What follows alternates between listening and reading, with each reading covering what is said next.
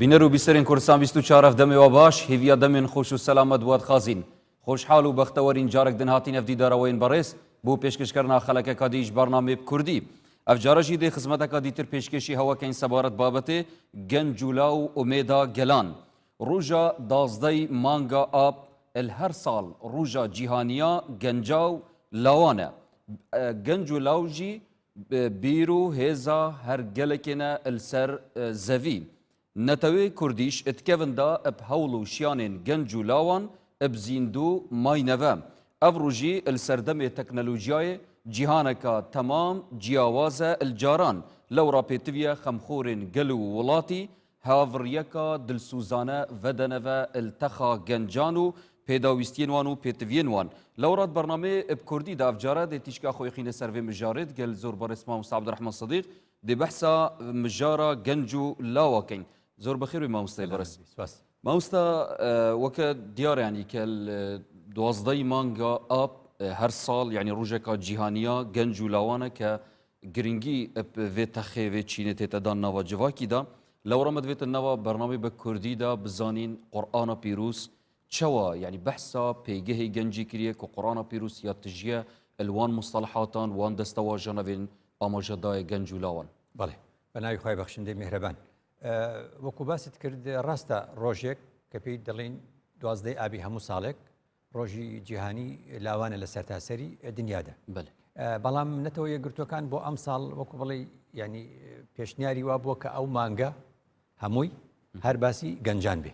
لەبەرەوە وەکو بەشداریەکی جیهانی لە ڕووی کوردەواریەوە لە بۆنەیەکی جیهانیدا باشە ئێمە ئەوە بکەین باس لەو مەسەلەیە بکەین گرنگیشە وەکۆڵێ ڕێزدا هەموو بیر و بۆچوونەکان نەگرین تۆ باشە دەگوت ئەڵی گەنج و لاو یەکێک دەپرسێ لاو هەیە و گەنج چییە گەنج هەیە لاو چییە دەڵی کاکەوە زاراوەی نێو کۆمەلگایە زمان خۆی تازە دەکاتەوە و هەیە پێی خۆشە پێ بڵێ گەنج هەیە پێی خۆشە پێ بڵێ لاو هەردووکیشی مانای جوان دەبەخشێت لە کوردەواریدا یعنی ئەوەی کە چۆن لە زمانی عەرەبی دەڵێن فڵانە کەس شەبە عەنی الطەوقی بە کوردی چی دێ یعنیڵێن لە خەم ڕەخسا یعنی لە خەم دەرچوو ئەوە وای دێتەوە بە کوردی یعنی ئینسان ئەگاتە تەمەنێک ئیدی لە خەم دەرەچێت دایک و باوکێ پێویست نابێ بیژێنن خۆی دەتوانێت خۆی بژێنێ ئەمە وەکو نەشونماکردن و بەرزبوونەوە ماناکان و چۆنەڵێ سەرەتای ماناکانی لاوە و لاوێتیە گەنجش مانایەکی جوانە بە هەمان شێوە کە دەڵێن گەنج هەندێک جار بە سامان بە سامانی گەنجینەوە گەنجینە لە جاتی خەزینە بەکاری دێنین کەواتە گەنجش خەزینەیە گەنجش وەکو چۆنەڵێ گەنجینەیە گەنجش سامانە کەواتە نەشونماکردن و بڵندبوون و گەشەکردن لەگەڵ چۆنەڵێ سامان و لەگەڵ خەزێنە و لەگەڵ گەنجینە ئەمانە هەمووی ناوی جوانن پێویستە هەمووی پێکەوە بەکار بێنین باشە وتت قورئان خی گەورە لە قورئاندا کە ئێستا بڵێ بەنەتەوە یەکگرتوەکان لاو چییە ئەڵێ لاو ئەو تەمەنەیە کە لە نێوان 15 بۆ 24 ئەو لە ڕووی تەمەنەوە دیاری دەکا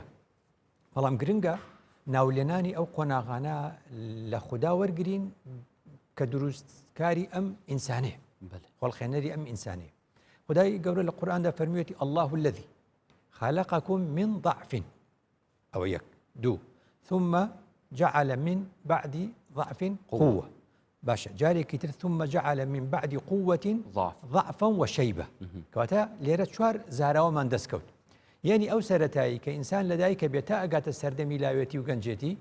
ئەوە چییە خوددا ناوینە الله الذي خلقكم من ضعف کەواتە ئەو قۆناغی پێشی گەنجێتی ئەوە قۆناغێکە ئینسان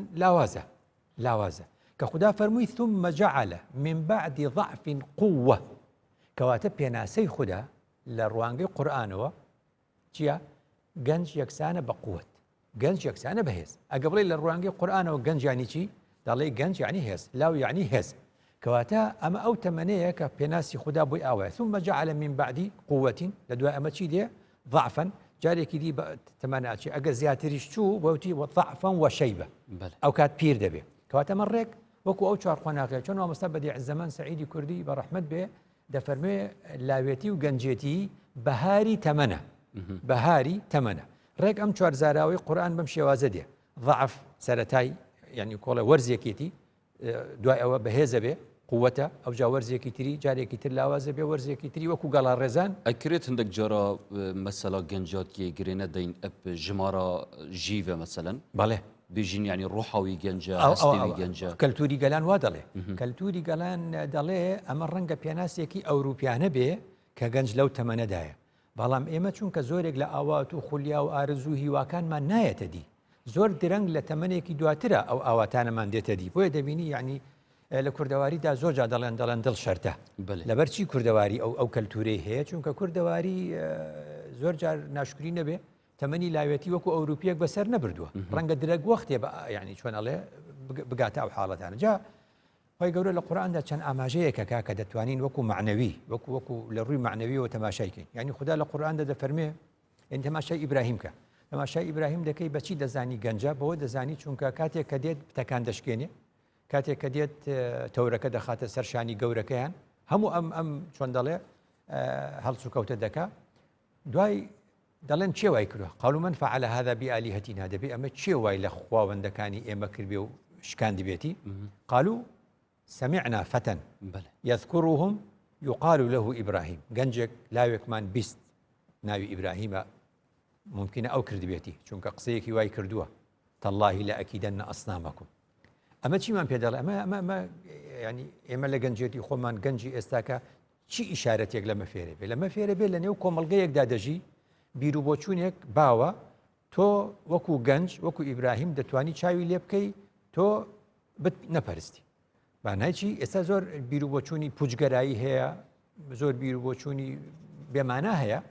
لەگەڵ تێکەڵبوونی کۆمەلگا دێ ئینسان دەتوانێت ئەگەر ئەو بیر و بۆچوونانە وەرنەگرێ چونکە ناگونجێ لەگەڵ عقلدا لە جێبەجێکردنیدا لە گەنجەتی جارێکی تر زۆر جا یعنی ئیشارەت خوددا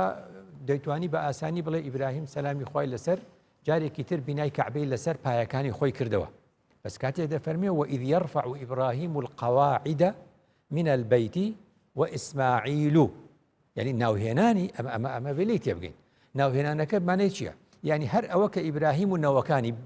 وای بفەرموایە ئەبوو بیوتیا تەنها ئیبراهیم هەر ئەبوو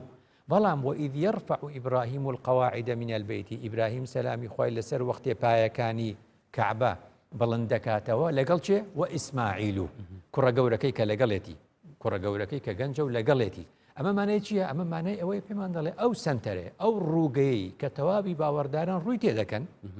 گەنجێکیش لەگەڵ باوکیدا بەشدار بووە لە دانانی بەردی بناغە و دروستکردنی ئەو شوێنە بەڵێ مامۆستاگەر ئەم نموزەجا پێغەمبەرە بەحەز بکەین ڕەنگە بیژنە و پێغەمبەرن خودی پێگەهاندینە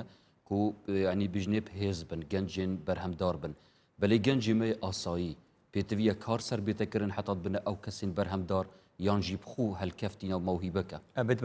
بەدڵنیایی دەبێت لە ڕێگە چارەکانە باسی بکەین ممکنە کەمینەیەک بەهرەدار بێ خۆی بگە بەو شتانە بەڵام زۆرینە پەروەردەی ئەوێ چونکە قورئان بۆچی ناوی ینی چۆن ئەڵێ کۆڵێ پرۆگرامێکی پەروەردەی تێدایە کەواتە دەمان بینین تەخە گەنجە هەندێک جار لای زۆرینەوە بەرف ئالیەکی خراپ چن ئەم دوێتن زۆر سەرنجا ئەنکوبینێ سەرزەنشتەوان نەکەین پتر ئەم سەرزەنشتاندەك شێ دیتر بکەین زۆر ڕاستە ئەو مەسەلەیەکی زۆر ڕاستە کەواتە یعنی کە تۆ ئەڵێ بچیتۆ بۆ ڕاغبی ئەسفاهانی مەسەلەن الحمد لله رب العالمين وشەی ڕەب لە قورئانە یعنی ئەسڵی تەربیە یعنی کەواتە خوددا پەروەردگارە بۆ مانایی پەروەردەمان دەکە کەواتە مرۆڤەکان پرۆسەی پەروەردەیان دەبێت جەمە بەسمەوە بوو ڕووگەیە قیبلەیە کە باوەڕداران ڕووی تێدەکەن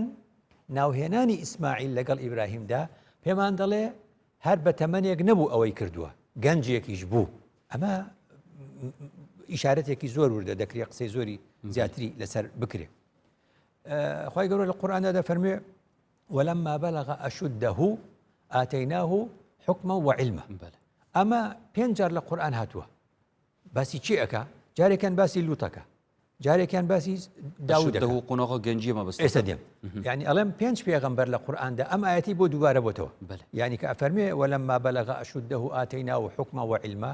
لە باسی لوتە خدا فەرموویەتی لە باسی داوودە فەرموویەتی لە باسی سولەیمانە فەرموویەتی لە باسی یوسفە فەرموویەتی لە باسی موساشە فەرموویەتی کەواتە لێرە حکم بەمانای فەرمانڕەواییە حکم لە قورئاندا بەمانای حکمت حکما وعلما یعنی ئینسان زانستی هەیە حکمەتیشی پێویستە دانانی ئەو زانستە لە شوێنی خۆی تاوەکو جێگەی خۆی بگرێ جا لێرەیە زۆر وردەکاری دەبینی ئەڵێ خوا بەراوردی ئەم ئاەتانە بکە لە بینی یوسف و موسا سەلامی خۆیان لەسەر بۆ یوسف خدا دەفەرمێ ولما بلغ أشده آتيناه حكما وعلما بو مسادة فرمي ولما بلغ أشده واستوى آتيناه حكما وعلما ليرة أم هزيكي بدنيشي هي أو لولا هزي بدني بيويست نابي أو كل راوشكاريك ككاردكات حكم علمي بيويستا أم هزي بيويستا چونكا لداري وهلسو كوتكاني شونالي تنفيزي أوشا جا بس موشكان لقرآن بزيادو كم نايا هموي جيغي خوي دقري جا لبروا زور جار كبيرو بوچون يكديت نيو كومالغا ئەوانەی کە بە تەمەنن وەری ناگرندێت ئەگە قسەیەکی تازەی باشش دەبێت زۆر جار گەنج مهمە لەبەرەوە بینی موسا سەلامی خۆی لەسەر پێغەمبەر خدا کردوێتی بە پێغەمبەر دەینێرێ بۆ قەومەکەی کەچی خدا لە قورئاندا بۆمان باس دەکات دەفەرمێ فما آمن لي موسى إلا ذرية من قومه ذرية يعني بمعنى چی يعني موسى کە پەیامێکی پێ سەلامی خۆی لەسەر دەیباتەوە بۆ قەومەکەی قسەیان لەگەڵ کە بە تەمەنەکان نایەن بەدەمیەوە فما آمن لي موسى إلا ذرية من قومه يعني نوي دوما كجنجا كان أوان ديم بدمي ولا بر أوي خدا دفرمي بو أصحاب كهفش إنهم فتية آمنوا بربهم وزدناهم هدى جنجينيا سامانا قش فيدان اگر ام ناف جواکی خود تماشا وکین ما مصاب جواکی اسلامی بکشتی که ناف کردی جداب تایبتی ام گلک بحثو هزو شیانا گنجولاوات کین گلک پس نوات کین گلک دروشمن جان بحث کین بلی وقتی تین سر لاین پراکتیکی و کرداری و دما گنجک آختنه کی بجید یان تیوریه کبید یان قناعت کبید دی سرزنش تاوی زوری تکرن لای دایبا بیتی و مجتمعی و تنارت نگجارش لاین سیاسی و براتو گنجی شولاتنیه هشتا تو نگهشتیوی مستوای کوان آختنا بکی كواتا أفا تشد جهينيت زور جرينجا بيالين هم كاس قصي خويبكا يعني قرفتيك مان هي كدالين بد نظري دالين هم كاس آزادا هم كاس ما في خوي هي أجر هردوك مان وكي كبير كينو وكواتي تشك مان زيادين كواتا تو بيرو بوتشونو دوايا تو أو آياتوا تفسيرك أي تريج ما فيه واي تفسيرك تو أو شوالي تيجي أي ما فيه والي تيبقى بقصوا دالين بس وقت كقصة كذا كين هندي كاس ديبت وك أو بير كيتو الله بیرکردنەوەت خراپە منهجی بیرکردنەوەتم بەدڵ نییە ئێخۆ من بۆ تۆ قسە ناکەم بەدڵت نییە من مافم هەیە قسە بکەم تۆش مافت هەیە جۆم لێ نەگری تەنیا دەربڕینە کەواتە هەموو گەنجێک هەموو ئینسانێک خوددا مافی ڕادەربڕینی پێداوە کەواتە ئەبێ ئەو مافەی کە خوددا بە ئینسانی داوە ڕای خۆی دەربڕێ ئێمەش ڕێگە لە گەنجێک نەگرین چونکە ئەویش نەوەی سەردەمی خۆیەتی کەواتە ئەف بەهانایە نەیە جێ خوددا دەمات بژینێت و گەنجی تە سەربورن ژیانی نینە تە مافنینە نەخێر بەحسە هەندێک تشتا بکەیت ئەستان ئەوە وەکوڵێ نەوەی سەردەمی خۆیەتی دەکرێت جۆی لێ بگری بەێ دەستێت خوش مامۆستا کەواتە ئەم بچینە سەر ژیانە پێغەمبەری سەڵاو سەر بن کە پێغەمبەر بخۆ گەنجێک بووە ئەدژیەکی گەنجاتکێدا بەحسا پەیامەکە عەسمانی کردە و ڕۆل هەبووێت ناوە جوواکی خوددا کەواتە ئەم چاوە بکارین سود و مفای الگنجاتیا پیغمبری ببینین وکو قدوه و چافلیکر بو مؤمن و مسلمانه راسته کەواتە مسلمان بەوە دەبێت بە مسلمان کە ئیمان دێنێ بە پێغەمبەران و ئیمان دێنێ بە محەممەد درودی خوای لەسەر کەواتە ئیمان هێنان بە محەممەد درودی خوای لەسەر ئوسوەی حەسەنەیە تۆ چاوی لێکەی أولئك الذين هداهم الله فبهداه مقتدي کەواتە ئێمە بزانین هودای پێغەمبەران چییە وەختێکە يعني حکمت لەوەی پێغەمبەر لە 40 ساڵی یەکێک لە حکمەتەکان لە 40 ساڵی دەبێت بە پێغەمبەر ئێمە بێ ڕابردۆکەشی تەماشاکەین بزانین چۆن بووە یعنی بە پلەی یەکەم تەماشا دەکەین وەکو چۆن ئیبراهیم سەلامی خوای لەسەر لە نێو کۆمەڵگەیەکە عەقڵی خۆیان داوەتە دەستی ئەوەی کەوا بەردێک بپەرستن نایکات و پێچەوانەی ئەو بیر دەکاتەوە پێچەوانی کۆمەڵگە کەواتە لێرە شەو دەم ببینی پێغەمبەر محەممەد درودی خوای لەسەر ئەو کەسەیە کە خەڵک بت دەپەرستێ لە سەردەمی ئەودا ئەو کڕنوشی نەبردووە بۆ بتێک لە ژیانی خۆیدا لە گەنجێتی کەواتە ئیبراهیم بۆ ینی پێغەمبەریش درودی خوای لەسەر محەممەد وەک ئیبراهیم لە نێو گەلێکدا بووە کە عەقڵی خۆیان داوەتە دەستی بتەکان ئەو نەیداوە کەواتە لێرە بۆ دەردەکەوێت ئەم بیر و بۆچوونە پوچگەرایانی کە ئەمڕۆ زۆری باوە گەنج ئەتوانی عەقڵی خۆی نەداتە دەستی و نەڵێ لەگەڵ ئامی بڕۆ شامی ئەتوانێت پوچگەرایی وەکو چ تشتەکە وەکو ئەفکاری عادەمی هەیە کە هیچ لە ژیانە دەستی لێ نادرێ ینی شتێک کاڵێن پوچگەرایی عەبەسیەت عەرەب وای پێ دەڵێ يعني أفكار هي عملية يعني شوما الشرع قانون هناك معنى قاعدة معنى على كل سؤال لا يبنى على جوابه عمل فهي من الأمور التي نهينا عنه شرعا يعني هر سؤالك كيبك بس هندي سؤال هي والله ما كي هيج ناقور لجة هيج ناقور هو بيوتري شيء فرساري عبسي بلاقر وك لاين زانستيان لاين معرفي ثقافي تشتكي وربقري طبيعية بس ما هو بو يعني وقل يعملوا يعني اما گرفت معنەوەیە يعني الليبراليزم لەم سەردەمە گرفتێکی بۆ دروست کردوین ینی جۆرێک لە زۆری ئەفکاری داناوە بەڵام لە اقتصادا جۆرێک لە مرکزیەتی داناوە ینی دنیا ئەو پارەی لە دەستی جاریتر بەسمان کرد ینی پاری 1970 پارەی دنیا لە لای چەند کەسێکە لەو دنیا لەوە مرکزیەتە بەڵام لە ئەفکار زۆرە کەواتە ئینسان دەبێت چۆنە لەگەڵ عامی نەچێتەشان باش کەواتە ئەمە خاڵی زۆر یەکەمە لە ژیانی پێغەمبەر گەنج دەتوانێت فێری بێت دووەم ئینسان ناکرێت بێکار بێ ئەگە بێکار بوو کارەکەی خۆشی نەدۆزیەوە کارێک کردەکە شوانیەتی کە پێغەمبەر درودی خوای لەسەر لە گەنجێتی کاری شوانیەکە مانای وایە دانەنیشتووە کارێکی کردووە وەک ئەوەی من لە ژیانی خۆمە شەهادەی هەندەسەشم هەبوو فترەیە کرێکاریم کردووە ئەوا جێبەجێم کردووە نابدانیشم ئەبێ کارێ بکەی لە ئەنجامدا ئەمە لە پێغەمبەر درودی خوای لەسەر فێر دەبین زمانێک دێ کارەکەی یا شەهادەکەت یا ئاستەکەی تۆ هی ئەوە نییە هەندێک کار بکەیت گەلێک جۆرە ئاخفتنێکە مامۆستاوەک و بژنێ کێماتیە کێماسیەک هێتە گوتن بژنێ چەوە کەسێک دەرچوێ کۆلیژێ بیتن یان پەیمانگەهێکی بیتن و دەهێتن کرێکاریەکەتن ئەvە بێبەهاییەکە بووی کەسی نابێ خۆی کار پیرۆزە کار پیرۆزە لەو فترەیە لە ماوەیەکە ئەوەی تۆ دەست ناکەوێت ئەچی کارێکی ترەکەی وانە چۆن دەڵێ دزیکردن خراپە بەس کارکردن کارێکی جوانە ئەوجا تۆ ئەکرێ گەنج بیت و کێشەی نەتەوەیەک هەمزانە قسەیەکت کرد پێشتر گەنجێک دەکرێت کێشەی کۆمەڵێک حەلکە یعنی ئەوانە کە لافاو دروست بۆ و کەعبە بەر لافاو کەوتۆ ڕووخاوە و دروستێکەکەنەوە دەبێ و بەردەڕەشە بخەنەوە شوێنی خۆی قەبیلەکان شەڕیانە لەسەر ئەوەی چی ئەو بەردە بخە ئەمە نمونەیەکە لە چۆ خوێندومانەتەوە لە سەرەتایی لە پەروەردەی ئاینی لە سەرەتایی خوێندومانە کە بەکەڵکی ئێمە دێ ئێستا لەم سەر دەبێ یعنی ئەڵێن گەنجێک دێت ناوی محەممەدە با ڕێ بەو دەمزانە ئەو چیمان پێڵێ ئێمە ینی قەبیلەکان شەڕیانە لەسەر شەرەفی ئەوەی ئەو بەردە بخەنەوە شوێنی خۆی کاتێک کە گەنجێک دێ و ناوی محەممەدە دووری خوای لەسەر ئەڵێ هەمووتان عبایەک بێنن ڕایخن بەردەکەی بخەنە سەر هەرێکی سوچێکی بگرن بەرزیکەنەوە لێ خەمستی هەن مەبەست چییە مەبەست لەوەیە ئاژاوەیەکی نەهێشت دروست بێ نەیهێشت ئاژاوەیەک دروست بێ گرفتێکی لادا بەچی بەوەی کە ئەمڕۆ پێی دەڵێن هاوپەیمانێتی ئەمڕۆ پێی دەڵێن تەنسیق ئەمڕۆ پێی دەڵێن هەماهەنگی ئەمڕۆ پێی دەڵێن کاری هاوبەش بەم شێوازە هەمویان شەرەفی ئەویان پێبڕا کە بەشدار بن لە دانانوی ئەو بەردە لە شوێنی خۆی ئەمە چی ئەم کارە دەکا گەنجێک کە بیری بۆ دەچێ و ئەوان بیریان بۆ نەچووە بزانە خەڵک دێتە نێو مەکە و غەدری لێکری ئەو پێغەمبەرە درودی خوای لەسەر لە گەنجێتی ئەڵێ لەقەد شەهیدت فی داری عەبد الله بن جدعان حلفا لو دعيت به في الإسلام لأجبت يعني من بەشداری حلفێک بووە ناوی حلفی فزول بووە کە نابێ غەدر لە خەڵکی میوان بکرێت کە دێتە نێو ئەم شارەوە کەواتە دەکرێت گەنج ئەمڕۆ جا منم دڵ خۆشم چونکە نازانم هەرکەس بەشێکی کۆمەڵگە دەبینێ من لە ژیانمە لایەنە گەشتەکەی کۆمەڵگەی کوردەواری دەبینم هەرچی دەڵێن خەڵک کەیفی خۆیەتی گۆشەنیگای خۆیەتی گۆشەنیگای من گەنجی کورد زۆر باشە گۆشەنیگای من لەوە دەبینم ئەم هەموو کارە خۆبەخشی لەم هەرێمی کوردستانە دەکرێت هەمووی گەنج دەیکا ئێستاکە هەمووی ئەو تەمەنەیە کە گەنج دەیکات چونکە بەردەوام لە سیمینار و لە کۆڕەکانە کە بانگم دەکەن و ئەبینم کارەکانیان چی و چ دەکەن جا لەبەرەوە پێغەمبەر درودی خوای لەسەر فەرمووی لا تزول قدم عبد يوم القيامة حتى يسأل عن أربع وعن شبابه فيما أبلاه کەواتە ئێمە لە پێغەمبەر لە دوای پێغەمبەرایەتیش فێر دەبین لە پێشی پێغەمبەرایەتی لێی فێر بووین لە دوای پێغەمبەرایەتیش لێی فێر دەبین کە پرسیارێک لە پرسیارە گرنگەکانی قیامەتەوەیە قۆناغی لاوێتی و گەنجێتی چۆن بەسەر بردووە کەواتە گرنگە ئێمە بەرسف و وەڵاممان هەبێ بۆ خوددا پێغەمبەر فەرمووی ئغتەنیم خەمسا قبل خەمس پێنج شت بەری پێنج شت لە پێشی پێنج شت ئاگاداری بە وەکو چۆن دەڵێت تەندروستێکە لە پێشی نەخۆشی ئەوەی مەبەستمانە شەبابەکە قبل هەرەمیکە گەنجێتی و لاوێتیەکەت سود لێ وەرگرە و بەرهێنانی تێدا بکە پێشی ئەوەی بگەیتە سەردەمی پیری و دانعەمری و بەو شێوازە تو نابینی مامۆستا هەندێک جار گەنجی مە لە هەرێما کوردستانی گەلێک جاراوەکو بێژێت گەنجی لاواتیەدا دەستپێکە گەنجاتیە خووە بۆ نمونە ژێوی 20 ساڵە 25 ساڵە یعنی دەبینی بێزاریەک بێ ئومێدیەک دڵدەف دروست بیت یاشوی وەرە کۆتایە دنیایە و ئیدی هەمووشیانن خودێش دەست دەت و ناگەتە چهێوی و ئارمانجێن خۆ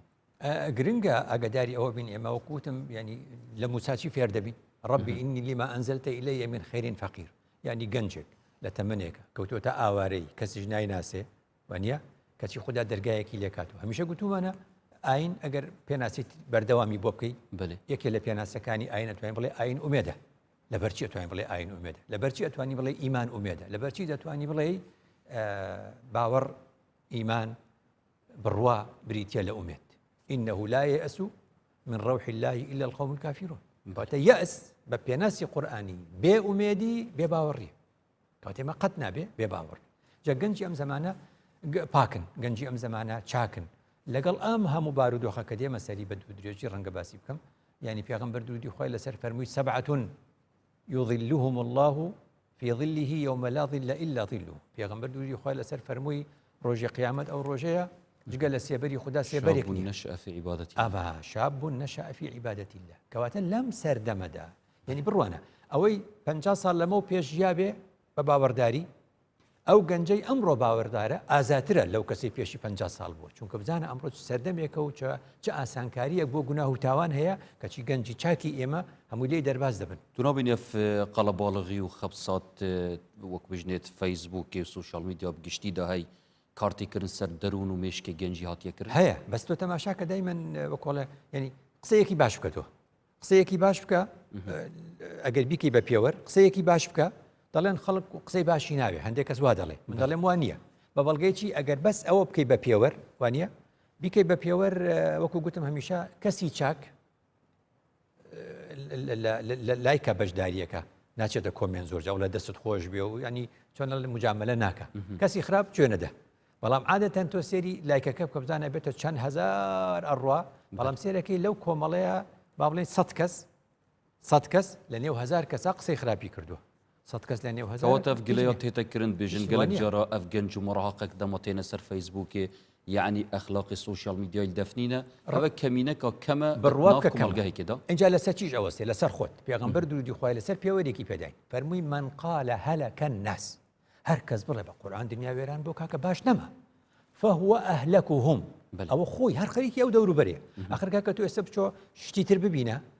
ڕائید جۆرێکی ترە بێ بەس تۆ لەناو ئەو جەوەیە بژی تۆ شەر ئەوە ئەبینی یا لە وتمان دەم مستانی ڕەنگە یەک گەنج هەبیتن سێچار ئەکاونتین وەهمی هەبن بهر سێچار ئەکاونت تاوان ئاختنێت خەلت ببیشتە ئەوش ڕاستە یعنی ڕەنگە ئەوەی بە ناوی خۆی بە قسەی باشی پێ بکەوەی تر قسەی خراپێ من ئەڵێم ئەوانە پێوەەر نین چۆن جاری لە ئەڵلقەیەکی تریشا پێم گوتی ینی خەڵک گرە و لەسەر ئەسپی براواکە ینی من گرەوم دایمەن لەسەر گەلی کووردە گەلی کورد چاکە گەلی کورد باشە زۆرینەی هەر چاکە ئەگەر بە بێدەنگیش بینیت لە خراپیان نییە یعنی وەکو گوتم زۆرینەی بێدەنگمان هەیە و کەمینەی دەنگدارمان هەیە لەبەرەوە گەنج باشە كوتا مامستا بشتي ما بحثا قرآن بيروس كري كتشاو بحثا جنجي كري وما بحثا جيانا بيغمبري كري صلاة سربن جرنجي أمشينا جواتا شاعر وزانا وعارف ميت كورجي أريوان تشاو بحثا جنجي كري بيجي جنجي بيردان كوات هزروان دا تشاو بوه ئەم جارە حەزەکەم نمونەیەک بەڵام کە پەیوەندی بە گەنجەوە هەیە یعنی زۆربەی وڵاتان ینی دەوڵەتان هینیان هەیە بەڵام هەمویان وڵا دەوڵەتان مارشی نیشتیمانیان هەیە وانە سرودی نیشتیمانی ئێمە وەکو گەلی کورد مارشی نیشتیمانی نەتەوەیمان هەیە بەڵام هێشتا دەوڵەت نین بەڵام هەمانە تۆ تەماشاکە چەند کەس بەشداری کردووە لە دانانی ئەو مارشانە خەڵکی تر وڵاتی تر ئێمە ئەوەی کە پێی دەڵێن مارشی نیشتیمانی ئەوەی پێی دەڵێن سرودی نەتەوەیی و نیشتیمانیمان ئەی ڕەقیبە وانە دڵدار داینەوە ئەوەی نووسیوە تەمەنی 28 ساڵ بوو ینی مارشی نەتەوەیی ئێمە گەنجێک نووسیوەتی تەمەنی 28 ساڵ بووە نووسینەکەشی لە کەرکووک بووە نووسینی ئەوە بە هەموو دیراساتی تازە ئەو سرودە لە کەرکووکان نووسراوەتەوە دوجار کە ئەوەی نووسیوەتەوە دوای کە کۆماری کوردستان لە مەهاباد دروستەوێ ئەوان لەوێ وەریەگرن ئەیکەن بە مارشی نەتەوەیی بۆ کۆمارەکە جا ئەم سرودی ئەی ڕەقیبە گرنگەکەی لەکوێیە یەکەم لاوێک نووسیوەتەوە لە تەمەنی 28 ساڵی دوو ئەم سرودی ئەی ڕەقیبە 8 بەیتە کەچی لە 3 بەیتی هەر باسی لاوەکە ئەبینی چەند هەزار لاوانی کوردی نەڕەشێر ئەمە لە بەیتێکە هاتەوە سەرباسی ئەو لاوانەی کە نەڕێیان وەکو شێرە لاوی کورد هەڵسانە سەر پێ وەک دلێر جارێکی تر هاتەوە سەرباسی لاو لە دێڕێکی تریش هاتێتەوە لاوی کورد هەر حازر و ئامادەنە ئەوە جارێکی تریش هاتەوە جا لێرەیە ئەمە مەسلەیەکی زۆر گرنگە کە ئێمە مارشی نەتەوەیمان گەنج نووسیوێتی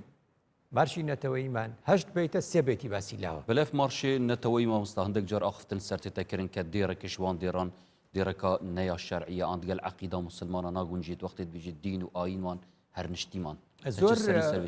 زۆر ئەو بەسەر چوو ئەوە بەسەر چوو حەل کرا و خەڵک زانی چۆن جمهوری ئیسلامیش مارشی هەیە دەڵێ بەهمەن فەڕێ ئیمانی ماست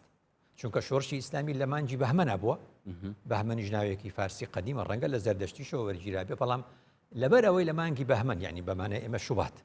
کە سرودی کۆماری ئیسلامی شڵێ بەهمەن فەڕی ئیمانی ماست یعنی بەهمەن ئیمانی ئێمە خۆ بەهمەن نابێ بە ئیمان یعنی لەوێدا شۆڕشی ئیسلامی سەرکەوت لەو مانگەدا کە بەهمەنە شۆڕشی ئیسلامی سەرکەوت ئیمانی بۆ گەڕاینەوە ئاوا دێتەوە کە تۆڵێ دینمانە ئاینمانە هیچ معقول نییە دینمان نیشتیمان بێ هیچ وانە ئەوە منهجە نیشتیمان زانایان حەلیان کرد فتوایان لەبارەوەدا ئەو تێپەڕ بوو بەڵام شتێکی تر هەیە لە پاشی مردن هەندێک کەس تۆ قسەکەت شتێترت بیرم خستەوە باشە باڵە بچم بۆ شتێکی تر شتێکت بیرم خستەوە ینی ئێمە کەسایەتەکانمان ئەشکێنینەوە یعنی وەکو گوتم دڵدار بەڕەحمەت بێ لە تەمەنی بێ خۆی 30 ساڵ ژیاوە لە 1970 بۆ 1948 وەختی ئەو سرودە دەنووسێ لە تەمەنی 28 ساڵی وەختێک کە وەفاتەکە اینجا دێن کە زانایان توانیان ئەمە حەلکەن و بڵێن ئەم مەبەستە ئەو مەبەستە نییە ئەوە سرودەکە ئیشکالەتەکەی لەسەر لاچوو ئەجا دێنە سەرخۆی دەڵێن دڵدار پیاوێکی سەرخۆش بووە دڵدار بە سەرخۆشی وەفاتی کردووە دڵدار لە ناو جادە کەوتووە بابەت باسکەم کاک نووسەر و توێژەرێک بە ناوی کاک جەبار جەمال غەریب بە سێنا بە سی ئەڵقە لە هەفتەنامەی باس ڕوونی کردوتەوە کە ژیانی دڵدار چۆنە لە ڕێگەی هاوڕێکانی و کەسەکانی ئەوە یەک دوو پێشی ئەو بەرنامێش هەر لەبەر باسی دڵدارمە کرد پەیوەندیم کرد بە مامۆستایەکی بەڕێز عەبدولکەریم شێخانی کە ماڵی دڵدارە ناسیە دڵداریش ئەناسێت و باوکیش ئەناسیە و براکانیشی ئەناسیە و زەینەبخانی هەفتەی ڕابردوو باسم کرد خوشکی دڵدار ئەویش دەناسێ و ئەوانەی لە پرسەکەی دڵداریشە بەشدار بوونە دایان ناسێ باشە لێرە مەسەلەیەکی زۆر گرنگ دێ هەندێک کەس دەڵێن دڵداری شاعیر سەرخۆش بووە کەوتووە لە ناو جادا لەم هەولێرە ئەوە دڵدارە دەڵێن نا دڵداری شاعیر لە کۆتایی مانگی پاییز لە مانگی یازدە لە هەولێر بووە چووە بۆ چێشتخانەیەک نانی خواردووە کە نانی خواردووە نانەکە وەک ئێستا ئەم زەمەنی خراپی خۆمە ئەکسپایر و خواردنەکە خراپ بۆ گۆشتەکە تووشی تەسەمم بووە جا دڵدار چەند شاعیرێکی بەهێزە بەڵام زمانی ئەجیرە یعنی قسەی بۆ ناکرا بەڕوونی قسەی بۆ ناکرا لە نەتیجە کە سەر زمانی هەبوو زمانی بۆ ئیجا بەو نەوعە ئەکەوێت لە جادە لەناو ئەم هەولێرە کە ئەکەوێت لە جادەیە ئەرشێتەوە خواردنەکە تەسەممی پێ کردو کە ئەرشێتەوە ئەو زمانش زمانی خەڵک سەرخۆشە بێ و چیە بێ هەر گەنجێک لە ناو جادە بکەوێ و بڕشێتەوە لەنەوە سەرخۆشە خەڵکە کە هاتون چیان لێ کردووە توانە کاکەمە سەرخۆشە پرسیاریان لێ کردووە نەیتوانێت جواب دادەوە چونکە سەر زمانەگرێت و لە عینی وەختیشا ئەرشێتەوە نەخۆشە خستوانە سەر عەرەبانێ بردوانە بۆ پۆلیس ئەجاتی بیبن بۆ خەستەخانە چونکە دکتۆرەکان دەڵێن بەسانیەک ئینسان ڕزگارە بێ بردوانە بۆ پۆلیسیش تا لێ باتە خەستەخانە هەر ئەو شەوە وەفاتەکە دڵدار دیوانەکەی کە سێری کە یەکەم شعر لە دیوانەکەیەوەی من دیوانی دڵدارم هەیە یەکەم شعرتیایە دەڵێ ئەیلاو جارێکی تر بەلاو دەست پێکاتەوە دڵداری شاعیر برادەرەکانی لێی عاجز بوون لەبەر ئەوەی ئەوەندە زەمی مەی و ئەوەندە زەمی خەمر و مەی دەکا دەڵێ کارێکی خراپە ئەم میلەتە چۆنە بێ سەرخۆش بێ گەن چۆنە بێ سەرخۆش بێ دڵدار برادەرەکانی خۆی عاجز کردووە لەسەر ئەوە بۆیە دڵدار شعرێکی هەیە بە ناوی مەی شعرێکی هەیە بە ناوی مەی هەموم بۆ لەبەر نەکرا بەس ئەوەندە بنووسیوەتەوە دەڵێ لەو زمانە دەڵێ مەی خواردن بۆ بە عادەتێکی جاریە دەڵێ حەیف ئەمە ئێستا بۆ بە عادەتێک جاری ئەم عادەتە جاریە و ئێستا بڵاو بۆتەوە دەڵێ پیشەی بێکاریە ئەو خەڵکە لە بێکاریە ڕووی کردوتە ئەوە دەڵێ عیلەتێکی ساریە چۆن کۆڕۆنا عیلەتێکی ساریە بڵاوە بێتەوە بەناو خەڵکە دەڵێ ئەم سەرخۆشیەش بۆتە عیلەتێکی ساری ئەم خەڵکە ئاوا سەرخۆشە بن و مەی دەخۆنەوە ئەوجا دەڵێ ئەو کەسەی مەی دەخواتەوە چی لێ دێ لە عیزەت عاریە یعنی عیزەت بەرگی عیزەتدا ئەماڵێ بێ عیزەتە بێ و بێشکۆ ئەبێ و بێقەدرە بێ ئەو کەسەی کە سەرخۆشە بێ جارێکی تر لەوێدا دەڵێ مەی دزێکی کاریە یعنی کاریگەرە یعنی مەی دزە چیت لێ ئەدزێ عەقڵت لێ ئەدزێ پارەت لێ ئەدزێ بێ عەقڵ و بێهۆش دەکا برادری هەبووە مەی خواردوێتەوە عاجز بوونە لێ وتێتی تۆ هەموو قسانە بە ئێمە دەڵێ وتێتی وا دەڵێ مەی ئاوایە گەنجی کورد دەبێ هەوڵدا بۆ نەتەوەکەی اینجا دەڵێ عینی ژاری ماریە ئەمە چی ئێوە دەیخۆنەوە ئەمە ژەهری مارە ئێوە دەیخۆنەوە لەبەرەوە شاعیرانی ئێمە بەدوای ئەوەیە چوونە کە گەنجی ئێمە نابێ سەرخۆش بێ دڵدار ئەڵێ گەنج نابێ سەرخۆش بێ دووەم گەنج نابێ بنوێ لەبەرەوە بینی مەسەرم بچۆرە بۆ ئەو سرودانی کە خوێندومانە شێخ سەلام هەستا لە خەو ئەی لاوی کورد تێبکۆشە بەدەست و برد کەواتە میشە شاعیرانی کورد دژ بەخەو بوون جگەر خوێن زۆر بە جوانی لە شعرەکە دەڵێ هەتا کەنگی دخەودابی بەسە لێتە شەرمە هەتا کەنگی دخەودابی شەرمە بۆ تۆ شەرمەزاریە ینی هەتاکەی دەنوێ ئەنیا بینی کەواتە ینی گەنج نابێ بنوێ گەنج نابێ بنوێ و کار شعرەکانی ئیبتیدایی کە دەمان خوێن کاتی فرمانە گەنج نابێ بنوێ ئێکیش چینن دیتر مامۆستاک و گەنج کەویتە ژێر ڕەحمەتەوان هەندێک جارژی ئەوژی کەسانên تەمەنن ئەرێڤ کەسانên تەمەن وەکو بژنی ئەرکی وان چی هەم بەر گەنجان چ بکەن دەربارەی گەنجان و چه هەفکاریەوان بێتە گرنج لایوان بە ئەوە ئێمەین کە لە تەمەنێکین و ئەم گەنجانە دەبینین دەبێ یارمەتیان بین من لەگەڵ ئەوانە نیم کە قسە بە گەنجڵێن گەنج قوربانیە گەنج قوربانی دەستی کۆمەڵشتە بەێ گەنج قوربانی کۆمەڵێک دەستی کۆمەڵ بۆ نمونە یەکەم شت گەنج قوربانی دەستی منهەجی خوێندنە منهەجێکی خوێندن علمە کاتێککە دەیخوێنێ تەخەڕج دەکە دەردەچێ بەو خوێندنە لە بازاری کاردا کاری بۆ نادۆزێتەوە ئەو خوێندنە وایە مەبەستە شتێکی عملی نینە ئەبڵێ خۆی کاتی خۆی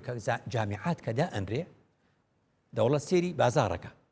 سێری بازارەکە بازار کۆمەڵە پیشەیەکی بۆ داهاتووە بەسەڵی ئەم پیشەیە لە بازارە ئەکرێ علمی نییە ئەم کەسانی دەیکەن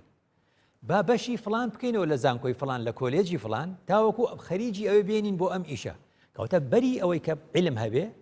عمل هەیە کار هەیە کەواتە لێرە بازاری کارکە هەیە دەبێت ئێمە کۆلێجی بۆ دانین ئەم کۆلێجانەی ئێستا هەمانە بەشی زۆری هی سەردەمی زووە بەشی زۆری هی سەردەمی دوای جەنگی دووەمی جیهانی ڕەنگە کاتێک کە تۆ تەواو دەبی ئەتۆ پێ دەڵم ئێستا ئەڵێ فڵانە کەس فەلسفەی تەواو کردووە دە پێم بڵێ فەلسفە کە بەشێکە لە چۆنەڵێ پەیامی پێغەمبەران ئەبینی بەناوی چی داعینە بێ ینی پێڵەن چی ئەبێدان ئەنی مەبەستمەوە بوو هەک کەس بپرسی ئەو خوێندنەی کە خوێندت لە بازاری کاردا کاری بۆ نەدۆزیەوە کەواتە ئەمە گەنج بوو بە قوربانی پرۆسەی خوێندن دەبێت پرۆسی خوێندن وا لێ بکرێ بە دڵنیاییەوە 4 ساڵ و 2 ساڵی تەواو کرد لە بازاری کاردا کاری دەستکرد مەبەستە مامۆستا کە پەیمانگەهێن سیناعی و کارسازی هەبن بەڵێ گەنج تێدا فێر ببیت ئەوانە ئێستا خزم و کەس و کار و برادرانمان لە ئەوروپان وا دەڵێن کەم کەس دەچێتە زانکۆ بەمانەیەکی لەو نێوەندەدا ئێمە ئێستا پێویستیمان بکردنەوە ڕەنگە حکوومەت بیر لە بڕیارێکی وا بکاتەوە لەمەودا بۆ ئەهلیەکان نەهێڵێ زانکۆ پەیمانگایی ئەکادیمی دروست کرێ بەڵکو زانکۆ پەیمانگای چی دروست کرێ کشت و کاڵی پیشەسازی بازرگانی گەشت و گوزاری ڕۆی پراکتیکی لە ڕووی پراکتیک کەسر بۆ بێنێت کاتە گەنج قوربانی دەستی پرۆسی خوێندنە ئێستاکە ئەبێ ئەمە بەڕاستی بیری لێ بکەینەوە خوێندنێ بخوێنێ کە بازاری کار هەلی کاری بۆ بدۆچێت ئەوە یەک پێشی مامۆستاوان ئاختنان تەمام بکیلێر چێکی دیترە زۆر گرنگە کە مەڤێگافکێ سنتەر هەنەس کە گرنگی دەنە شلانی گەنجاوە ئەرێ جیالوی چەندێکی ئەم زۆرتر بەحسی تەمەنی بکەین کە جەنابێتن و کە ئاماژێ پێ بدەتن بەس ئەگەر شلانی سنتەر و ئەوان دەستگاین کە گرنگی دەنە گەنجان ڕێکخراوین گەنجان ئەوان چه باندوڕەخۆ هەیەک و هەفکار بند گەلوی گەنجێک زۆر لە چارەسەرەکەی باسێک با ئەوە دەستم نەڕۆ بەێ گەنج قوربانی دەستی چیە دووەم گەنج قوربانی دەستی زمانەکەی خۆیەتی هاتوۆتە نێو زمانێکەوە ئەوەی گەنجی ئێستا تۆ ئەوەی مەوالیدی 2005 ئێستا 15 ساڵە ئەم گەنجم بەم 15 ساڵی هاتوتە نێو جیهانێک و جیهانێکی زۆر قەڵەباڵغا جیهانێک یەک کۆمەڵ ئیبتیکارات و یەک کۆمەڵ تەکنۆلۆژیای نوێی فرێداوەتە ناوی چۆن بەکاری بێنێ کە تەلۆکەکەی نەهاتووە لەگەڵێ بەکاری بێنێ کەواتە گەنجی ئەم زمانەش قوربانی چی ئێستا پێنج نەوە ئێستا لە دنیادا لە کوردەواری و لە دنیا بوونی هەیە ئەمە تەصنیفێکی چۆنەڵێ زانستی کۆمەڵناسیە دەڵێن ئەوان کۆمەڵناسان بە من دەڵێن کەسێکەیە مەوالیدی 1945 بەرەو خوارە ئەوانە ئێستا بوون بە باپیر بە باپیر و داپیر ئەوانە ئێستا لە نێومانە ژمارەیەک هەیە دەڵێن جیلێکەیە پێ دەوترێ نەوەی بازدان ئەوانەی دوای جەنگی دووەمی جیهان لە 1946ەوە هەتا شەستەکان لەدایک بوون خەڵک وەفاتی کردبوو خەڵک کوژرا بوو خەڵک ژمارەی دانیشتوان ئاویست تەعویزکەنەوە بازدانێ بکەن ژمارەی دانیشتوان زۆر بێتەوە کەواتە نەوەیەکیشمان هەیە ئێستا لە ژیاندایە مەوالیدی 50 ئەوانەیە نەوەیەکەیە ناوێن ناوە نەوەی ئەکس یانیوانی مەوالیدی 60 هەتاوەکو تقریبا مەوالیدی 80کان ئەوە بەو تەصنیفە بنەچمە ئەکسەکە باش 62 نەوەیەکی تر هەیە لە 95ەوە تاوەکو عفۆن لە 80ەوە ئەوە 60 بۆ 80 بوو نەوەی ئەکس لە 80ەوە تا 95 لە نەمەنەوەی وایە جیلی وای ئەوجا لە 2000 بەسەرەوە 2005 تاوەکو 2005 ئەمەنەوەی زیاتە کەواتە ئەمە ئەم تەصنیفە چییە؟ ئێکسوای چت گەهێنیت بەمانای 5 جۆر نەوە ئێستا لە یەک کاتە پێکەوە دەمە بەبسانی 5 نەوە هەیە هەر یەکەی لە زمانی خۆیەوە هاتووە ئەوەی لە پێشی ئەوەی ئێستا بداپیر و باپیرە و هی مەوالیدی خوار 45 ئەم بۆ وەسعی نەدیوە وایە لەبەرەوە ئەبینی هەر ئەڵێ کورا شتێک دەستت فرێدەوە چییە سەرت هەر بەسەر ئەوەیە چونکە نەیدیوە نازانێ بەس بەو قسەیەش ئەو گەنجە فڕێ نادا وایە زمانی مەسەلەن من ئێمەی قەدیم تەلەڤیزیۆنێکە بۆ ڕادیۆیەکە بووە کەواتە ئێمە چۆن لە کوڕەکەمان تێگەن ئەگە ئێستا کوڕەکەم کە لە 2000ەکانە من 60ەکانم پێی بڵێم ئەو شتە فرێدە یا سێری مەکە نابێ بۆ نابێ چونکە ئەو دەزانێت چ دەکا دەبێت من بچم ئەوەی ئەو فێر بم ئەو شتە ئەو جا دەتوانم بزانم ئەوە سوودی هەیە زەرری هەیە دەبیرمە من هەچکە گۆڕا جاران بە مناڵەکانمان دەرسمانەوتەوە بیرکاری و دەرسەکانی تر بۆ چونکە ئەو کتێبەی لای مناڵەکانمان بوو ئێمە خوێندە بوومان کاتی خۆی کە من هەچ گۆڕا بۆ سویدێکە ئەوەی وای پێ دەڵێن ئەیگوت بابە دەرسم پێ بڵێ وڵا کاکە من کتێبەی تۆم نەخوێندووە ئێستش وایە ئەو تەکنەلۆژیایی لەبەردەستی جیلی 2005 مەسەلەن جیلی زێت لەبەردەستی ئەکسان نەبووە لەبەرەوە نازانێت کە نازانێت چیڵێ کوراتی ئەوە فرێدا مە بە کەڵک نایە ئەمە وایە ئەو فرێدا نابێ دەبێت تۆ لێ تێبگەی تاوەکو بزانانی ئەم شتە چیە بۆیە ئەم سەردەما لاوان قوربانی خاڵێکی سێ من قوربانی خاڵێکی سێ من چۆن دەڵێ ئەوە قاموسی ئۆکسفۆرد ساڵانە کەلیمەیەک دەرەهێنێ ئەڵێ ئەم ساڵ خەڵک زۆر بەدوای ئەم کەلیمەیە ڕۆشتووە یاخود ئەم کەلیمەی زۆر بەکاری هێناوە یا زۆر سێرچی بۆی کردووە بەپێی قاموسی ئۆکسفۆرد ساڵی 2016 دەڵێ وشەی باو لەو ساڵە چییە؟ پۆست تروث ما بعد الحقيقة ئەو دیوی حقیقت لە دوای حقیقت لە دوای ڕاستەقینە ئەزانی ئێستا لە سەردەمێکیان ڕاستەقینەون بووە دەڵێن پێناز بۆ ڕاستەقینە چی ئەڵێن ئەڵێن پێناز بۆ تروث بۆ حقیقت بۆ ڕاستەقینە ئەوەیە هەر کەس ڕاستەقینەیەک لە لای خۆی هێوتەوە ئەڵام ڕاستەقینەیەکی تریش هەیە کە گشتیە لەسەری کۆک نابینێ لە ئەنجامدا بۆیە بۆ دەردەکەوێت دەڵێ هەموو گەنجێکیش لەم سەردەما فەقیرە وای لێ هاتووە کە ڕاستەقینە ئەو شتەیە کە ئەو دەیزانێ بەڵام کۆی ڕسمەکە وێنە گشتێکە و کە هەمووجا لە هەواڵەکان دەڵێن وێنە گشتێکە و وێنە تەواوەکە نابینێ بەشێکی لێ دەبینێ لەبەرەوە ئەمەش بەشێکی ترە پێی دەوترێ مەسئلەی قوربانی لەبەرەوە زۆر گرنگە ئێمەی بەتەمەن ناو ناتۆرەی خراپ لە گەنجەکانمان نەنی پێیان نەڵێ نەمانەوە دەست و پێسپی نا گەنج بە دوای ئیش دەگەڕێ گەنج دەیەوێ کاری دەستکەوێ گەنج دەیەوێ ئیشێ بکە گەنج دەیەوێ لە دنیا تێبگە دەبێ ئێمە وەکو بگەڕێمەوە ئاەتەکە وئذ يرفع إبراهيم القواعد من البيت وإسماعيل پێویستە ئێمە ببینە هاوڕێی نەوەکانمان ئێمە ببینە هاوڕێی مناڵەکان ئیمام عەلی مامۆستا ئاخفتنە گەلێک جوان هەیە مدڤە سەرنجە جانابێتەژی بزانم سەروی ئاخفتنی کەت بژیت هین زاروکێن خۆ پەروەردە بکەن بوو سەردەمێن وان نەک بوو سەردەمێن خۆ ئەوێ ئاخفتنی چه فەلسفەی ڕاستە چونکە تەکمیلەکەی دەڵێت چونکە ئەوان بۆ سەردەمێک لە دایک بوون جا لە سەردەمی ئێوە ئەو پێنجنەوەیە بوو کە باسم کرد ئەو پێنجنەوەیە یعنی یەکێک لە سوودەکانی یا باستەوە دەکرێت لە سنەتی دینیە دەڵێن یعنی گەنج گەشتە تەمەنێک و پێگەیشت و کاری خۆی دۆزیەوە پرۆسی هاوسەرگیری ئەنجام بدا باشە بۆ دەڵێن بۆ ئەوەی گاپ بۆشاییەک لە نێوان خۆی و مناڵەکانیدا دروست نەبێ چونکە ئێمە لە ئەنجامی نەبوونی و ئەوەیە زۆر جاسێرەکەی باوکان و دایکان لە تەمەنێکی درەنگیشە یعنی لە تەمەنێکی زوو وەکو ئێستا بە 15 ساڵی خەڵک بە شوێدەن یا شووەکە خراپە یا ژندێنێ و هاوسەرگیری و هاوژینەکە باش نییە نە لە 50 و 60ەکانیش چونکە ئەو کات کە منداڵێکی دەبێت ئەگە یەکێ لە 50 ساڵی هاوسەرگیری بکە مناڵێکی بوو وەختی ئەو منداڵە دەبێت بە 20 ئەم دەبێت بە هەفتە هەفتە لە 20 تێناگە ڕاستی مامۆستا مدڤە ئەس vê پرسیارە جانابێتە بکەم یعنی کە vê gavkê genç ڕوبەڕووی کێشەکە دیتر بووینە شلانێ زەواجێ و هەڤژینیەوە یعنی دوو دل بووینە نزانن ژیەیەکی زیدا vê bêjinê perosê bikin yan jî ciyekê direng da baştir eger bû nimûne Ewropa bikeyne nimûne jiyê 35 salî heta 40 salî zewacê dikin belê li def me pêşî nûkel 17 salî û heta 25 salî bû erê bi goreyî helsengandina canavê te çawa ye من چۆن بە حرفی خاء عەرەب دەڵێ خاء بە کوردی دەڵێن خێ ینی پیتی خاء باشە ینی من دەڵێم هەر سێ پیتی خاءەکە سێ خێیەکەی هەبێ گەنج پێداویستەکانی زیندووبوونی بۆ دابینکەین ئەو سێ خەبری تا بچێتە سەر پێداویستەکانی ژیان یەکەم شت زۆر گرنگە ینی چۆن دەڵێ گەنج خاوەنی خانوو بێ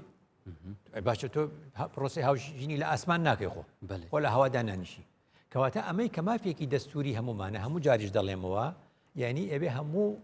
خێزانێک خاوەنی خانووی خۆی بێ کە خاوەنی خانووی خۆی بوو گەنج خانوو خائی یەکەم دەڵێم خانوو خائی دووەم دەڵێم خێزە ئەبێ هاوژینی بکە کە هاوژینی کرد یا بەری ئەوە اینجا خاوەنی کار بێ ئەبێ کارێکی دەستکەوێت کەواتە خاوەنی کار بێ خانووی هەبێ خێزانیشی دێ ئەی چ تەمەەن مناسبە بگۆڕی ئیشی من نییە ئەوە کاری ئەو سەر ڕەوشەویت منی ناتوانین زۆر بۆ شەماوەستەکەوتم بینە سەر ڕێگە چارێن کێش و پرسێن گرێدای گەنجانە چ بوو بهێتەکردن باشە چ ڕێکار هەنێک و گەنج ڤی ئاستەی هەندێک جار کە ئاستێکی نەباش نەجارتە پێشبینیکردن دەفندێک کەسا بەرف ئاستێکی باشتر بچن دەڵێن گرنگترین شتەوەی هەمومان زمانەکەی خۆمان تێبگەین ینی گەنج بێنین قسەی لەگەڵا بکەین بەڵێم پێناسی ئەم زمانە بکە قسەیەکەیە زاراوەیەکی تازەیە تا ڕادێ بۆ من تازە بێ ڕەنگە بۆ من تازە بێەوە باشتر بڵێم ینی احتیلالی مەکانی هەیە و احتیلالی زمانی هەیە دەڵێن ئیستیعماری جاران چیە کرد بەجێ ئیش و سوپاوە ئەهات وڵاتێکی داگیرە کرد ئەو جا وڵاتەکەی داگیرە کرد و کۆنتترۆلێ کردوونێ هێش خەڵک بە ئازادی خۆی بجوڵێت و لە هەر سەری کۆڵانێکە حرەسێکی دائنا و وتر ئەیزانی بۆ چۆچی بۆ چۆ ناچی وایە ئێستا ئیستیعمار شوێنت لێ داگیر ناکە زمانەکەی داگیر کردووی خەڵک چێڵێ ئەڵێ کاکە وەڵا کات بەش ناکە کاتی خۆم نییە نازانم ئەو چێ لەوە دەرەچم ئەچمەوە ئەچماوە ئێستا جۆرێک لە داگیرکردنی کات هەیە بۆ چونکە ئەنجامی زۆربوونی تەکنەلۆژیا بە شێوازێک لە شێوازەکان و نەشزانین بەکاری بێنین هەموو وەختەکەمانی بردووە کەواتە ئێمە خۆمان ئێستا ئەرزمان داگیر نەکراوە بەس کاتمان داگیر کراوە ئەمە زۆر گرنگە دەروون ناسان کۆمەڵناسان قسەی لەسەرکە من بێمەکرێ بەس ئەو سەرەداوەکان بڵێم ئیتر بۆ ئەهلی پسپۆڕی ئەو شتانە بەلێتونا بینی سروشت بۆ کۆبژنی جیهانگیریە ڤڕەنگەیە کە زەمانی هەمی کەسێکی دا زۆر باشە ئەو جا لێرە تەماشاکە کە سوکارەکانمان کە لە ئەوروپان دەڵێن بۆچی زەمەنی ئێمەی داگیر نەکرد دەڵێن ئێمە لە حوتی باین دەچین بۆ ئیش حوتی ئێوارە دەگەڕینەوە لەبەرەوە ئێواران شەو لەگەڵ خێزانی خۆمانین لە ماڵین زۆرێک لە خزم و کە سوکارەکانی من لیان دەپرسم لەسەر سوشال میدیا نین زۆر بەکاریشی ناهێنن ئیشیان هەیە کار ڕێگە نادا ئەوەندە خەریک بن ئێمە وەکو سەرخۆشیەکە و کات کوشتنەکە و هەموو ئەم شتانەکەەوە دڵداری شاعر بەڕەحمەت بێ لە شیعرەکەی داگوتی وتی پیشەی بێکاریە بێکاری دەرگای هەموو شتەکانت لێکاتەوە کە کار نەبوو ئەچی بکە ترە چێ بەلایەتر ئاتی تۆرە بیبە لە ئێوارە لە بەیانی و تا ئێوارە کاری هەبێ حتمما ئەو کاتە ناچێت سەر ئەو ئیشانە لەبەرەوە سەرچاوەکان چارەسەرکی بۆیە خدا فەرمووی ئەلهاکم التەکاثر حتى زرتم المقابر آخر تكاثر ومقابر نبيني استا بوليسي عفوا بەڕێوەبەراتی گشتی پۆلیسی هاتوچۆی هەرێم پێمان دەڵێ ساڵانە 900,000 کەس بە ڕووداوی هاتوچۆ دەمرێت لە کوردستاندا ئێمە ئێرهابیش ئەوەندەی لێ ناکوشتین نەیکوشتووە کەواتە تەماشاکەی تەکاتور چییە؟ یعنی ئێستا تەماشاکەی لە کاتی ناردنی پۆستێکە لە کاتی داخلکردنی پۆستێکە ناسم ئیتر بەردەوام خەڵک سیارە لێ خوڕێ و موبایلی بەدەستەوەی یا قساکە یا شت داخیلەکە یا ئەواکە و ئەلهاکم التەکاثر خۆی کێشێ بە شتێکە و ئەمرێ حتا زورتم المەقابر یەکسەر سەری گەشتە مەقبەرە چی بوو وەڵا ئەوە بوو کاکە جادەی ئەیان گوت خەتای ئینە جادەکانە کاکە جادەی 120 بۆ کرد کوڕە 150 بۆ کردەوە لە 150 حادیسە بووە هێشتا سیارەشی لێ نییە زۆر باشە ئاخرەوە چی خۆتە کێشی بەبەردە کەواتە بێمە سەر باسەکە لە زەمەنی ئەلهاکم التەکاثر حتى زرتم المقابر بۆیە خدا سوێندی بە عەسر والعەسر إن الإنسان لفي خسر يعني سوێند خواردنی خدا بەوەی ئینسان خەسارەتمەندە بە کات سوێندی خوارد ڕەبتکردنی خەسارەتمەندی بە کات کەواتە ئەف ئافتەنە جەنابەتت بیشتن ڕووی سلبیە تەکنەلۆجیایان نەزانینامەیە بکارڵێ پێمان دەڵێن کۆمەڵناسان دەڵێن ئەم ئالەتانە ڕووی کردە کۆمەڵگەی ئێمە پێش ئەوەی ئێمە حازر بوو بین بۆ بەکارهێنانی لەبەرەوە شابینی هەندێک بە تەمەنیشمان هەیە بە تەمەنەکانیش کاری خراپ هەندێک لە بە تەمەنەکانیش کاری خراپی پێ دەکەن یا تووشی هەڵە دەبن بۆ چونکە ینی شتێکی پێ دەڵێن پرۆداکت و پرۆسس لە ئەوروپا لەگەڵ پرۆسسەکە یعنی پرۆسەی بەرەو پێشچوونی کۆمەلگا شت دێتە ئاراوە کۆمەلگا چەند هەنگاوێک چۆتە پێش اینجا شتێکی بۆ دروست دەکەن چونکە پرۆسسەکەیان دیوە هەنگاوەکانی عملی کە پرۆداکتەکە منتوجەکە بەرهەمەکە دێتە ئارە دەزانن بەکاری بێنن ئێمە پرۆداکتەکەمان بۆ هاتووە بەرهەمەکەمان بۆ هاتۆ بەس بە پرۆسسەکەی ئەوروپا تێپەر نەبووینە عیب نییە بڵین ئێمە نازانین بەکاری بێنین کەواتە بە ڕوولێکیە پرسیارێکی باشە وەزارەتی ڕۆشنبیری و لاوان ناوەکەی بەخۆی هەم ڕۆشنبیریە هەم لاوانیشە ئەمە سیمیناری هەرنا کۆڕ سیمینار بڵێ اینجا بڵێ خۆل بڵێ چۆن ینی زۆر شتی عملی پراکتیکی شتی عملی پراکتیکی وەرکشۆپ پێویستە بکرێ بە خۆبەخشانە بکرێ بە شێوازێکی خۆڕایی بۆ گەنجان تاوەکو بزانن چۆن بەکاری بێن بزان چۆن بەکاری بەلێ لێرە پرسیارەوە مامۆستا کەمە وەزارەتە ڕۆشنبیری هەیە بوچی ڕوولێکی وەک پێتەوی ئەم نابینی ناهێتە بەرچاو. ئیتر نابێ من ئێستاوە بڵێم لەبەرەوەی کە ینی چۆن لە پێگەیەک نیم من عینی بۆ بکەم لە پێگەیەک نیم من هەڵسەنگاندن بکەم بۆ کەس ئەو پێگەی من نییە بەڵام دەتوانم بڵێم ینی ناوەکان ماوا دەڵێ ئەرکی وانە ناوەکان وا دەڵێ ئیتر بەگشتی جوارە ئەرکەکانی تریشدا بەش دەبێتەوە خاڵێکی تر کەواتە گوتمان خەڵک گەنج پێویستە خاوەن کار بێ دەڵێ دام و دەستگاکانیش بە هەر هۆکارێک بێ بەشێکی گەندەڵی و بەشێکی ئەوە پڕ بووە لە ئەنجامدا دەڵێ من ناتوانم ئەمانە هەمووی دانێم ئەی چی بکەین دەبێ بچینەوە بۆ لای کەرتی تایبەت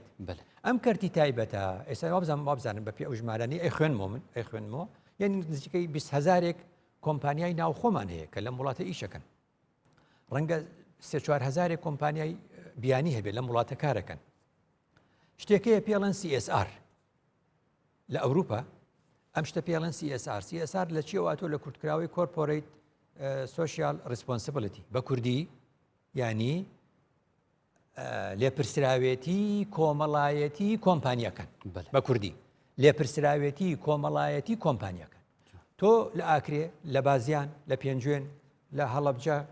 لە گەرمیان کۆمپانیایەک دێ بە دوای نەوت ئاگەڕێ بە دوای غاز ئاگەڕێ لە چۆ دانیشتووی کۆمپانیەکە لە کەلار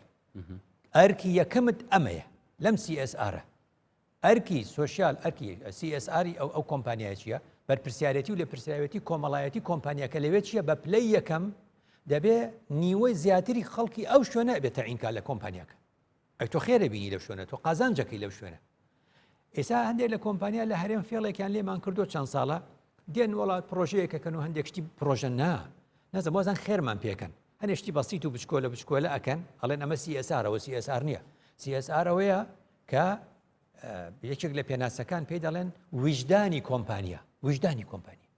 ئەو کۆمپانیای وجدانێکی دەبێ هەبێ ئەویش چییە خەڵکی ئەو شوێنە ئەبێ تەعینکە ئەبێ ئەو شوێنە بڵێ ئەم شوێنە چییە فلانە شوێنە ئەوە خەڵکی ئێوەم تەعین کرد ئەو حسەیە تاو دوو ئێوە ئەم ناوچەیە چ پرۆژەیەکی پێویستە لە حکوومەتە پرسێ ئەم ناوچەیە چ پرۆژەیەکی پێویستە بە تۆ ناکرێ ئەی حکوومەت ئەڵێ ئەو پرۆژەیە پێویستە بە من ناکرێ ئەو کۆمپانیا دێ بە بۆی بکە بۆ ئەم کۆمپانیایە بە هەرێمی کوردستانە بۆ لەمە دووە بە پێی یاساکان ئەبێ ڕێکیان خێنەوە جارێکی تر کە ئیش بۆ گەنجەکانی ئێمە بدۆزنەوە ئەوەی خاڵێک لە سەرەتا باست کرد بیرم هاتەوە نابێ بە گەنج بڵێن وڵات تۆ بۆنی شیر لە دەمت دێت تۆ هێشتا ئەم شتانە چوزانی ئەم قساناکەی ئەوڵم زاراوەیەکێ دوو زاراوە لێکی جیا بکەینەوە پێوترە زاراوەی خدمە و خیبرە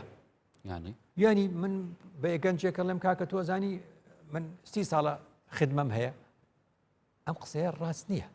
30 ساڵ خدمە یەکسان نییە بە 30 ساڵ خیبرەکە 5 دقەی بیت ئافرین کەواتە دەکرێت گەنجێک کە ئەمڕۆ دێ لە ڕوانگەی تەکنەلۆژیای نوێ ئیشێکمان بۆ دەکا من جاران بە قەڵەم و کاغز فێری بوومە بۆ نمونە بیکەم ئەو کاتە من ڕاستە خدمەم لە گەنجەکە زیاترە بەس ئەو خیبرەی لە من زیاترە کەواتە چۆن وإذ يرفع إبراهيم القواعد من البيت وإسماعيل ئەم دوونەوەی ئاوە پێکەوە کارەکەیان کرد دەبێ ئێمە نەوەی خدمە و خیبرەش پێکەوە دانین تایەک و یارمەتی یەکتر کەواتە ئەکرێتن کە هەردەم ئەم بژنێ خیبراخ و بەرف ئاسوەکی بەرفرەتر ببین چەند خۆلەکەکێت کێمدا و ژیانامە هەمی پرۆتینی سەروێ پڕێ بچتن نابێ وابێ بەس ڕابردووا بووە ڕابردوو ڕەنگە خیبرەیە کە هەموو ماوەکەی چەند دقیقەیەک بێت هەموو تەمەنت لەگەڵا بەسەر بردی بێ گرنگە ئێمە بێنەوە سەر حاڵەتی کە گوتم ینی لە ڕۆژی جیهانی لاوان و گەنجاندا ئاماژە بەو خاڵە بکەینەوە کە ئێمە سەرمایەیەکی مرۆیی گەورەی گەنجان و لاوانمان هەیە زۆرینەی خەڵکی کوردستان گەنجانن بە هەموو شێوازێک لە شێوازەکان بیانکەینە خاوەنی کار خاوەنی خان و ئەوجا خێزان پێک بێنن کە خەمینان لێیان گەڕا دەتوانن کاری باش بڵێن زۆر باشە ئامۆژەدا پرسیارێکی مامۆستا و جانەوێتە گوتیل دوماهیکیژی دی ئامۆژی پێدەم کە سنتەر و ڕێکخراوین لاو و گەنجان ئەری ڕوولێوان چیەک و خزمەتە ڤیتەخەی بکەن کە گەنج و لاون دەڵێن لە هەر چۆن دەڵێ هەر شتێک چ ناوێک لە خۆی دەنێ تۆ ئەو ناوەی لێداوا دەکەی وایە یانێکە تۆ کارێکت هەبێ لە چۆن دەڵێ وەزارەتی پیشەسازی ناچی بۆ وەزارەتی ڕۆشنبیری و لاوان دەڵێ کاکە خۆ ئیشەکەت لەوێ تۆ بۆ نمونە کەواتە ناو بۆ هەیە ناو لەبەر ئەوە هەیە هەموو شتەکان وعلم ئادەم الأسماء كلها ناو بۆ کۆمپانیا بۆ وەزارەت بۆ ئینسان بۆچی لەبەر ئەوەی شتەکان ئیشی خۆی بزانێت تدل على المسمى مادام سنتەری لاوان هەیە مادام گەشە پێدانی لاوان هەیە مادام گەنجان هەیە مادام هەموو ئەم شتانی کە هەیە و ناوەکەی بەخۆیەتی کەواتە ئەبێ کاری ئەوان چی بێ لەو نێوەندەدا نێوەندێک دروستکەن لە سنتەرێک بن بەمانای خۆی لە نێوان حکوومەت لە نێوان گەنجان لە نێوان کۆمپانیاکان لە نێوان کەرتی تایبەت لەگەڵ هەموو ئەمانەدا ئەرکەکەیان لە خەمی گەنجان دەستێت خۆش مامۆستای بەڕێز زۆر سوپاس بوو جەنابێتە بوو پێشکەشکردنەوان هەمی ئاختێنن پڕ بەها بەلێ بینەر و بیسەرێن بەڕێز ڤی ئاوایی دەهینە دوما یاوێ خەڵەکەی و زۆر سوپاس بۆ هەوەین بەڕێز هیڤیاما و ماشیا بیتن vê gengekişê da mifakê bigihîne hewên berêz sebaret genc û lawan hêviyama ew e her dem paşa rojeka geş hebîtin bû genc û lawên me serkeftî bin û dahatekê gelek baş bibîte nesîbê wan bimînim xêr û şad xudayê mezin me hemiyan biparêzîtin